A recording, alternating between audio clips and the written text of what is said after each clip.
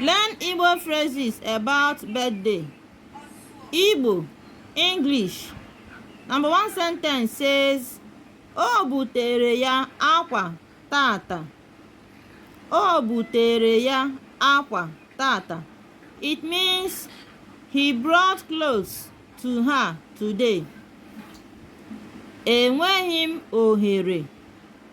Enweghị m ohere. I don't have chance. Ọ na-eme emume ncheta ọmụmụ ya taa. Ọ na-eme emume ncheta ọmụmụ ya taa. It means she is celebrating her birthday today. Ọ bụ ụbọchị kachara ya mma. Ọ bụ ụbọchị kachara ya mma. It was her best day. Ọ bụ ihe ọhụrụ ebe ọ nọ.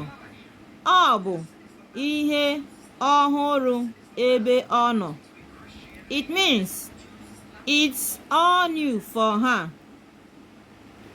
Ebe a ka o debere ha. Ebe a ka o debere ha. This is where she kept them.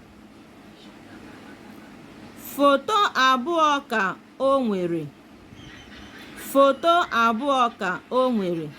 It means she has 2 photos. Ọ tụkwasịrị gị obi. Ọ tụkwasịrị gị obi. She trusted you.